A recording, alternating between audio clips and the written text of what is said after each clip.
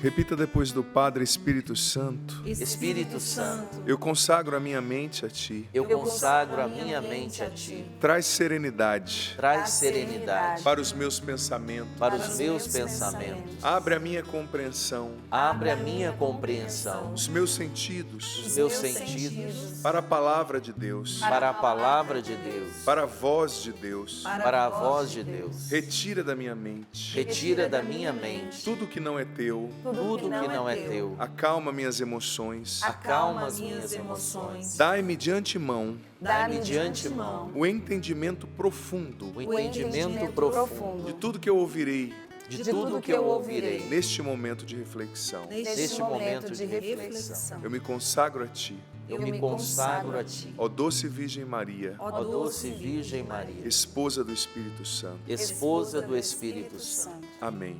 Amém. Amado filho, amada filha, peça a sua atenção nesse momento de reflexão. E olha, hoje o padre vai trazer um assunto que é muito importante, muito. Porque veja bem, muitas pessoas pregam e ensinam o que fazer no tempo de dificuldade. Mas poucas pessoas, eu tenho visto, fui procurar até na internet uma referência ontem, hoje cedo, não achei. Acho que uma entre 500 ensina o que fazer no tempo de bonança, no tempo quando está tudo calmo. Poucas pessoas ensinam o que você fazer quando está tudo bem, porque nem sempre você está no deserto, né? E nós vamos entender que o tempo de prosperidade e bonança é um tempo muito arriscado. É um tempo no qual coisas muito ruins podem acontecer. E nós vamos entender isso a partir de uma figura muito especial, que é a figura do rei Salomão, especial e emblemática. Olha, eu adianto, essa passagem que eu vou ler hoje é uma das passagens mais tristes da Bíblia, sabe, do meu ponto de vista. Mais triste, mas muito instrutiva. Muito assim, a gente pode aprender muito, não é? O padre vai ler a passagem comprida, de 11 a 13, 1 Reis, capítulo 11, versículo de 1 a 13, desculpa. E talvez o padre pule um versículo ou outro, eu quis dar a referência toda, para você depois, se quiser retomar, né, entender a narrativa como um todo. O rei Salomão, diz a Bíblia, que foi o homem mais sábio que já existiu. Ele é o sucessor direto do rei Davi. Davi tinha muitos outros filhos, mas o rei Davi, que viveu muitas lutas, como a gente fala no popular, muito perrengue para chegar ao trono, perseguido por Saul, o seu filho Absalão queria matá-lo depois que ele se tornou rei. Demorou mais de 30 anos para a promessa de Deus acontecer na vida dele. Ele assumiu o reinado sobre Judá e depois sobre Israel. Mas quando ele estava para morrer, ele tinha muitos filhos, ele escolheu Salomão para ser o rei no seu lugar, para continuar o seu reinado, que segundo a Bíblia era um reinado eterno, de onde viria o Messias, né? Jesus é descendente de Davi. E Salomão pegou tudo de mão beijada. E ele, jovenzinho, pediu a Deus sabedoria para governar o povo. Deus se agradou dessa oração, deu a ele sabedoria, né? Deu a ele também o que ele não tinha pedido, que era riqueza e glória. E vamos entender como acabou o desfecho ali da vida de Salomão. Além da filha do faraó, o rei Salomão amou muitas mulheres estrangeiras, moabitas, amonitas, iduméias, sidônias, etéias, mulheres das nações a respeito das quais o Senhor dissera aos israelitas: não arrumeis casamentos com elas, nem elas com a vossa gente. Com certeza perverterão os vossos corações para que sigais os seus deuses. Mas Salomão apaixonou-se por elas. Teve 700 esposas, no grau de rainhas, e 300 concubinas. E elas desviaram o seu coração. Quando Salomão ficou velho, suas mulheres desviaram-lhe o coração para outros deuses. Seu coração já não pertencia integralmente ao Senhor seu Deus, como o de seu pai Davi. Salomão prestou culto a Astarte, deusa dos Sidônios, e a Melcom, ídolo dos Amonitas. Ele fez o que desagrada ao Senhor, e não lhe foi inteiramente fiel como seu pai Davi. Foi assim que Salomão construiu um santuário para Camus, ídolo de Moabe, no monte que está de frente de Jerusalém, e para Melcom, ídolo dos Amonitas. Fez o mesmo para todas as suas mulheres estrangeiras, para as quais queimavam incenso e ofereciam sacrifício aos seus deuses. Então o Senhor irritou-se contra Salomão, porque o seu coração se tinha desviado do Senhor, Deus de Israel, embora este lhe havia aparecido 2 vezes, proibindo-lhe expressamente seguir a outros deuses. Mas ele não obedeceu à ordem do Senhor. O Senhor disse, pois, a Salomão: já que procedeste assim, e não guardaste a minha aliança, nem as leis que te prescrevi, vou tirar de ti o reino e dá-lo a um dos seus servos. Mas por amor de teu pai Davi, não o farei durante a tua vida. É da mão de teu filho que eu o arrebatarei. Não te tirarei o reino todo, mas deixarei ao teu filho uma pequena tribo, por consideração ao meu servo Davi e a Jerusalém que escolhi.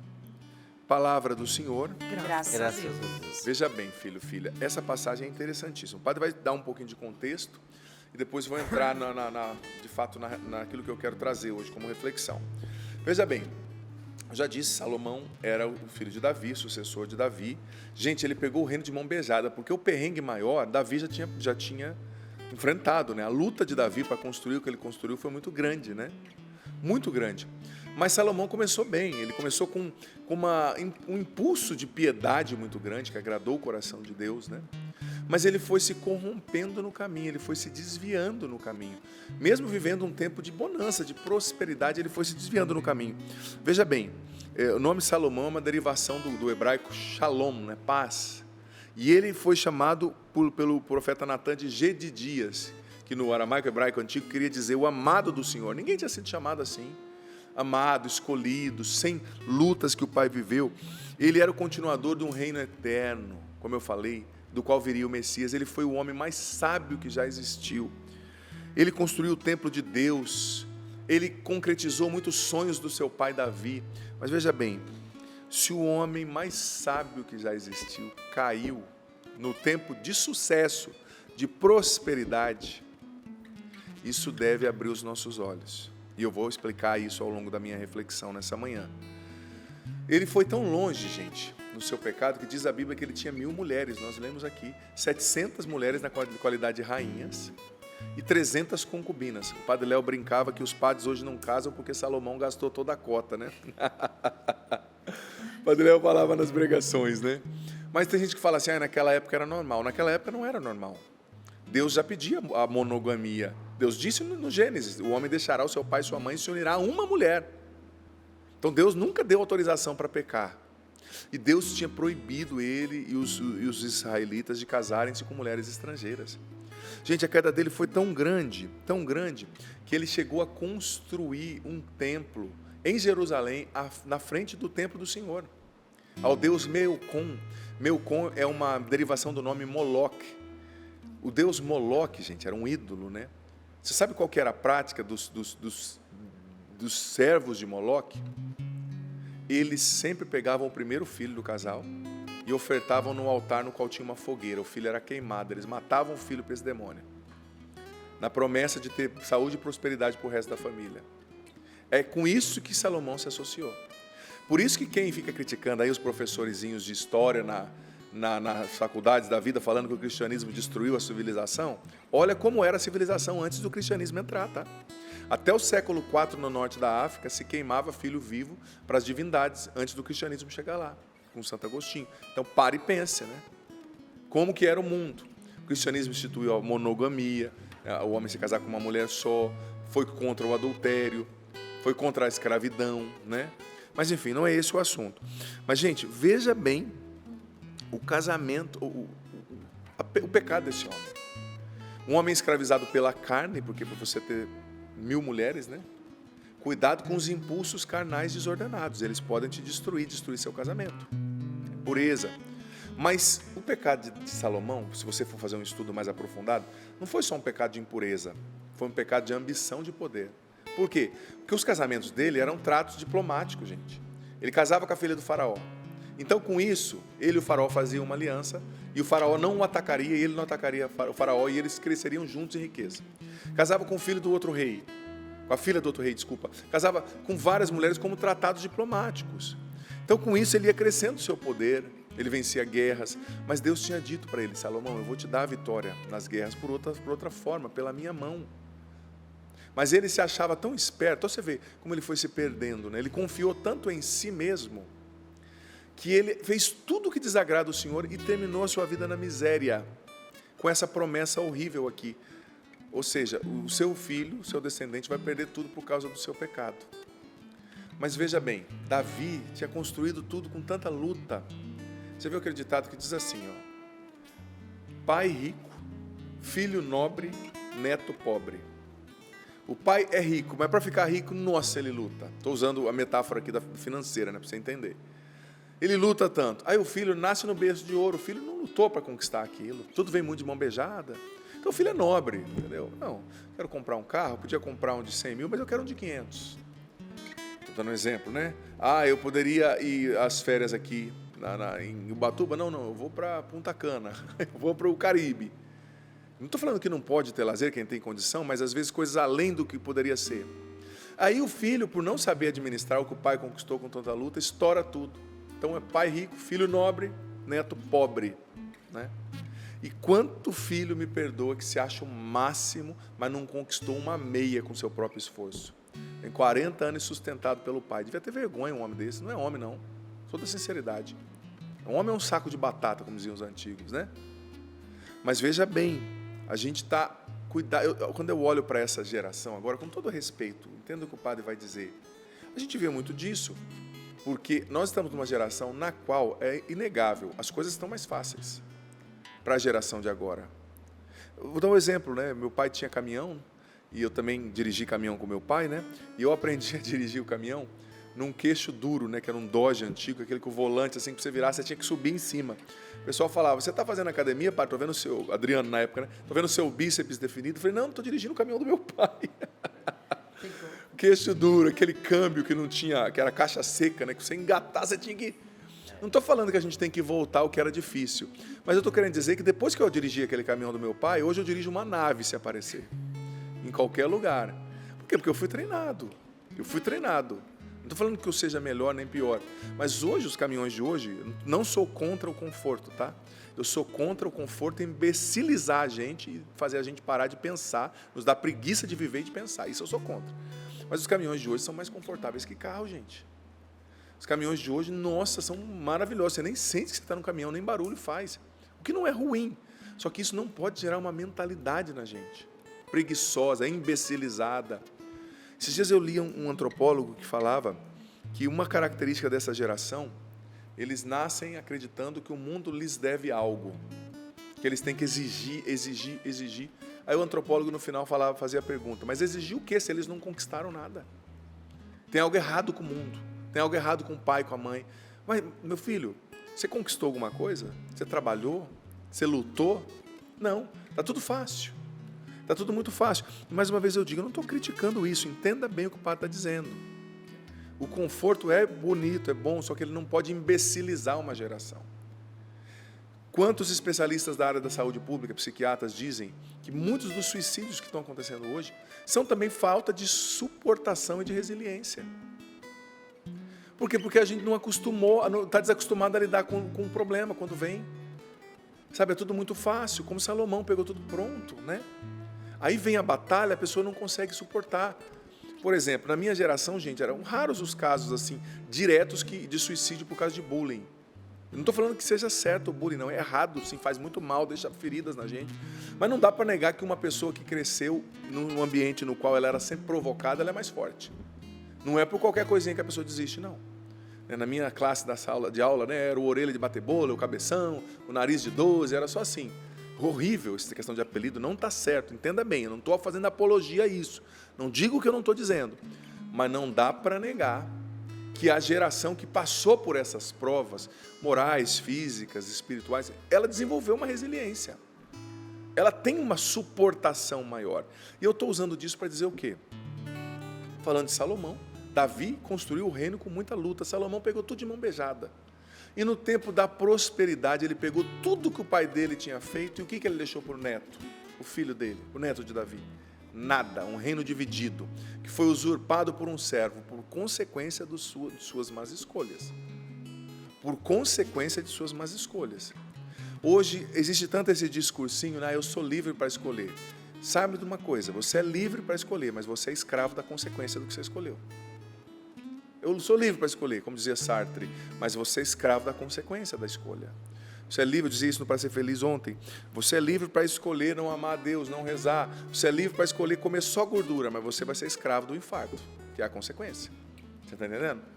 Isso é democrático na vida. As pessoas falam tanto de liberdade, eu dizia ontem no Para Ser Feliz e repito, liberdade não é, livre-arbítrio, liberdade não é uma autorização de Deus para você pecar, mas é uma confiança de Deus dizendo, olha, eu não vou te obrigar a nada, mas eu estou te ensinando o certo. Dê os passos. Faça o que você precisa fazer. Sabe? Então veja bem, Salomão, ele errou porque ele teve um impulso de piedade, mas ele não teve obediência depois. Não viva pelos impulsos, viva pela obediência a Deus. Ele se afastou. Porque no fundo, gente, ele foi confiando em si, né? Ele foi dizendo, eu sou maravilhoso. E Santo Afonso dizia que a raiz de todo mal é a confiança excessiva em si mesmo, quando você deixa de confiar em Deus e confia só em si, né? E olha, isso de Salomão revela muito para nós, porque, por exemplo, tem pessoas que no deserto, na dificuldade, na provação, começa a acordar de madrugada para rezar, começa a jejuar, vai na canção nova, reza o texto, supera o problema, vem para o tempo de bonança, não vai mais nem na igreja, esquece de Deus, se acha o máximo, sabe? E esquece de Deus. Mas guarde uma frase aqui no teu coração. Deus não vai te tirar do deserto, Ele te ama tanto, que Ele não vai te tirar do deserto enquanto Ele vê que você está pronto para não se perder na terra prometida. Você está no deserto, mas enquanto Ele não vê que você está pronto para não se perder na terra prometida, Ele não vai tirar você do deserto. Ai, Padre, eu estou sofrendo. Louva a Deus, porque são esses tempos de sofrimento que nos salvam, sabe? Às vezes, no tempo de bonança, a gente tende a confiar em si mesmo. E é complexo mesmo, porque no tempo de provação, de deserto, as tentações, gente, são mais latentes, evidentes. Mas no tempo de prosperidade, as tentações não são tão evidentes, não são tão visíveis. E a gente tende a confiar, né? Mas no nosso esforço, na nossa sabedoria. E aí a gente abre caminho para cair, sabe? Então eu digo para você, vigie no tempo de bonança, vigie no tempo no qual está tudo bem, sabe? Não baixe a guarda. Quando está tudo bem no meu casamento, né? Foi aí que muitas mulheres e homens de Deus caíram, sabe? Existe um risco sorrateiro no sucesso, mais do que a gente imagina. Por isso a gente precisa estar sempre em vigília, em aconselhamento, em oração. Por exemplo, você sabia que estatisticamente a maioria dos acidentes acontece quando a pessoa está chegando perto de casa? A pessoa dirigiu 300 quilômetros, passou serra, passou ponte perigosa, a hora que falta 10 quilômetros, cheguei. E aí acontece acidente. Porque deixa de vigiar, deixa de estar atento, entra debaixo de uma carreta, não faz a curva, não freia onde tem que frear. Então, vigie no tempo do sucesso. Aí está tudo bem comigo. Não baixe a guarda. Não baixe a guarda. Não confie em si mesmo. Você está entendendo? Tem gente que diz assim, eu estou bem, agora eu não vou cair, eu sou de Deus, estou bem. Filho, sempre desconfie de você. Você pode cair e fazer coisas horríveis se você não vigiar. Quem nos guarda é Deus. E quando a gente baixa a nossa guarda e deixa de confiar nele, sabe? A gente pode cometer coisas muito difíceis. Muitos erros assim que vão gerar consequências. E o pecado, ele sempre gera consequências horríveis. Ele sempre gera. No tempo de prosperidade, cuidado com quem se aproxima de você no tempo de prosperidade. O livro do Eclesiástico diz, se você quer adquirir um amigo, adquire-o na provação, no tempo de dificuldade. Porque no tempo de bonança, muitas pessoas podem se aproximar de você pelo interesse, pelo que elas vão ganhar em troca, pela visibilidade que você lhes dá, sabe? Então, cuidado com quem se aproxima de você. Esses dias eu estava vendo um documentário, né, de artistas, uma banda no Brasil, que estourou de uma hora para outra.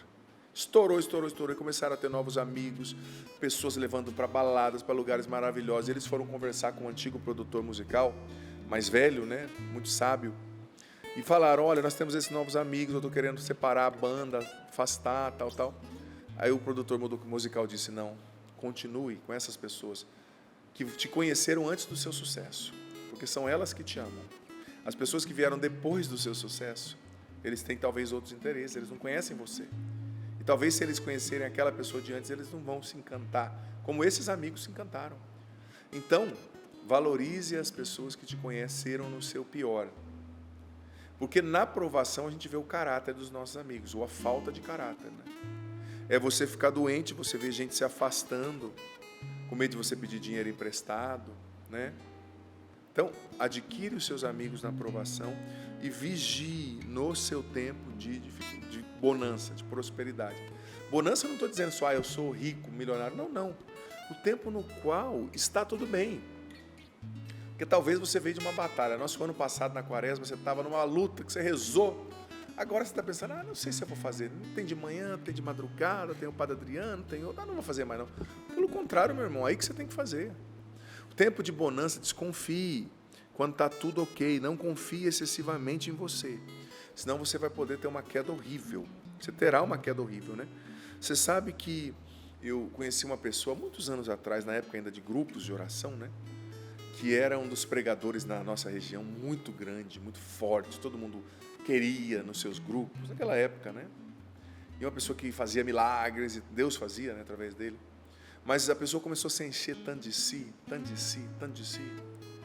e, sabe, esnobar os outros, pregações assim, autoritárias, né? Por isso que a gente que ensina tem que ter muita humildade, tá? Não julgar, a pregação tem que instruir, não julgar, não depreciar, não humilhar as pessoas, né? Uma coisa é denunciar a estrutura de pecado, outra coisa é humilhar as pessoas, né? Mas ele estava nessa vibe. Gente, era uma pessoa casada. Nossa, você caiu num adultério horrível, abandonou a esposa doente, grávida, coisas horríveis. E nunca mais se emendou. Sabe, nunca mais. Por quê? Porque no tempo de bonança, todo mundo me chamando para pregar, né? Ele achou que era mais que Deus, né? Então a gente tem que vigiar. Vigiar para não cometer o erro de Salomão. Você, com todo respeito, que pegou tudo mastigado dos seus pais, em primeiro lugar, tenha uma reverência e um respeito com relação aos seus pais. E valorize o que os outros construíram antes de você. Por exemplo, eu vivi uma experiência muito bonita no meu ministério, quando eu fui ordenado padre. Eu estava aqui na Canção Nova e nós que somos padres da Canção Nova corremos o risco de ter a síndrome de Salomão, né? Porque a gente já é ordenado com uma multidão querendo nos ouvir, né? Aqui, é padre da Canção Nova, vem para o acampamento. Só que não é uma multidão que eu construí com o meu ministério, com o meu trabalho, né? Aí eu fui transferido para São Paulo com 4 meses de padre. E eu me recordo que São Paulo, na época, foi uma época que não estava transmitindo mais a missa de segunda, não estava tendo eventos. Gente, cheguei lá, a missa dava 60 pessoas, 50. Eu estava acostumado aqui com o acampamento. Tinha pregado com o padre Rufus, na época pregado com o padre Fábio, padre Ginaldo. Aquela coisa. Cheguei lá, 60 pessoas. Falei, Jesus, onde eu vim parar? Né? Não que eu celebre só pelo número de pessoas, mas para você dizer o impacto que você sente. Falei, olha, eu estava num lugar no qual tudo estava pronto para mim. Aplausos. Foi a melhor coisa que me aconteceu. Melhor coisa no meu ministério. Aí eu comecei de pouco a pouco. Ninguém conhecia a Canção Nova lá. Imagina, São Paulo com região metropolitana são 22 milhões de pessoas, gente. Poucas pessoas, nem todo mundo conhece. Eu andando na chácara, na estrada, na rua, ia na padaria, ninguém me conhecia. Mas eu tive que fazer o trabalho de formiguinha, de tu a tu. Fui na padaria, conheci o atendente lá. Eu sou padre. Ele, você é padre, legal. Eu sou católico, eu não vou na missa faz 15 anos, então aparece lá. Aí conheci outra pessoa na feira. Aí o vizinho ali da igreja começou a ir, começou a avisar um outro parente que começou a ir. Começou a avisar outra pessoa que começou a ir. Fiquei quase 7 anos lá e foram 5 pelo menos de trabalho, de plantio, para no 6º começar a colher. Aí comecei a usar Braça São Paulo, não tinha lugar, não tinha dinheiro, não tinha gente, mas Deus me dizia, é preciso fazer alguma coisa. Eu ia. Comecei do nada, né? Claro, uma equipe maravilhosa que me ajudou lá, mas eu era o responsável da missão e eu tinha que dar a cara a tapa, e eu era o padre da missão, né? Que puxava as atividades. Mas foi a melhor coisa que me aconteceu. Tirou qualquer tupete de Salomão, colocou com o pé no chão. E aí, quando eu saí de lá, as missas, a igreja não é tão grande, mas tinha a lotação máxima, ficava a gente para fora. Graças a Deus, mas foi um trabalho que Deus me mostrou. Olha, não fica. Quem construiu isso aqui antes foi o padre Jonas, foi os padres que vieram antes, não é você. Então aprenda a valorizar aqueles que te precederam. Ali, estando em São Paulo, eu amei mais o padre Jonas. Amei mais os padres que vieram antes de mim, porque eu lá, tendo que fazer algo do nada, eu entendi, né, quanto que é difícil. Sabe, não é só atrair pessoas, é evangelizar, é construir um ministério, é construir, sabe, eu ia na casa das famílias, eu ia muito nos hospitais, dar unção dos enfermos, e aquelas pessoas que recebiam a minha visita começavam a ir à missa. E aquelas que faziam uma experiência na missa começavam a convidar parentes. E aí as coisas começaram a acontecer. Mas eu louvo a Deus, foi muito bom para mim, sabe? Para tirar padre, não é nem maldade, o padre novo não sabe, né? Você nunca foi padre, você está aprendendo, mas para tirar qualquer orgulho, qualquer vaidade, né? E quando eu saí de São Paulo, um padre me falou assim, nossa, né? Você estava numa missão grande, né? Ali é maravilhoso, chega ali, o padre, né?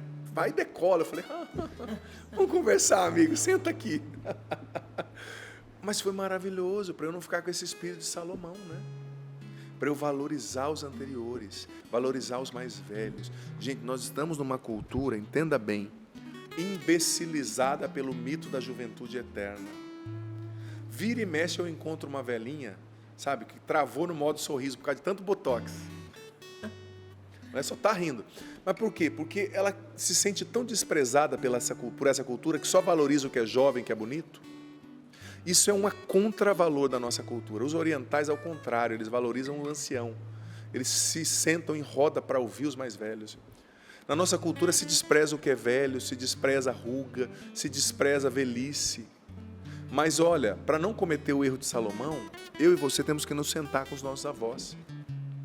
Eu e você temos que nos sentar, eu sou padre, sentar com os padres mais velhos, porque o mais novo vem cheio de gás, mas muitas vezes cheio de orgulho, né?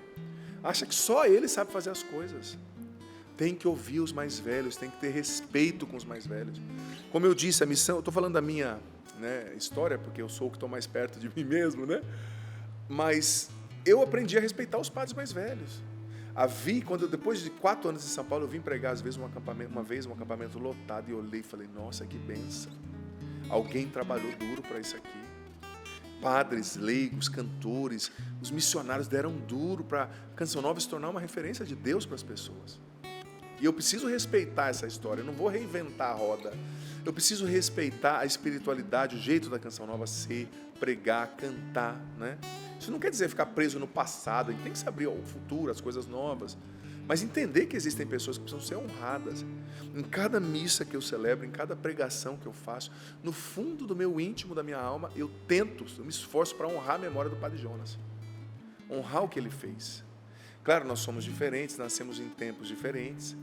E imitar o Padre Jonas não significa agir como ele agia na década de 70, porque a minha audiência requer um novo estudo, uma nova abordagem, né? Essa questão da ansiedade, da depressão, que eu estudo muito. Por quê? Porque eu escrevi livros já sobre isso bastante, esse livro aqui, A Libertação da Mente Ansiosa, porque é o problema do meu tempo. Não adianta eu estudar os problemas do tempo do Padre Jonas, óbvio, mas eu preciso honrar a memória dele, honrar os mais velhos. Sabe, a gente esquece, a gente vai ficando com uma amnésia espiritual, né? E outra coisa também, que a gente tem que tomar cuidado. Salomão, agora mudando um pouco de assunto, mas dentro do contexto. Salomão, ele foi pouco a pouco perdendo a sua bússola moral. Aquilo que o Papa Pio XII chamava de sentido de pecado, né? Ele entrou na turma do, não tem nada a ver não, temos que viver a vida. Eu sou livre, eu não vou me perder, eu sei o que eu estou fazendo, né? Eu sou muito aberto, eu sou muito moderno, e acabou caindo feio. Todas as vezes que você entra na turma, não tem nada a ver não, vamos viver a vida, você vai se afastar de Deus. Por isso eu te faço a pergunta, e você tem que refletir sobre isso. As escolhas que você está fazendo hoje, elas vão te levar para onde? As escolhas que você está fazendo hoje, que você está fazendo hoje, elas vão te aproximar ou te afastar de Deus a longo prazo? As músicas que você ouve, as séries que você assiste, os filmes que você assiste, as pessoas que você está deixando entrar na sua vida, esses relacionamentos que você está vivendo, vão te levar para perto ou para longe de Deus a longo prazo?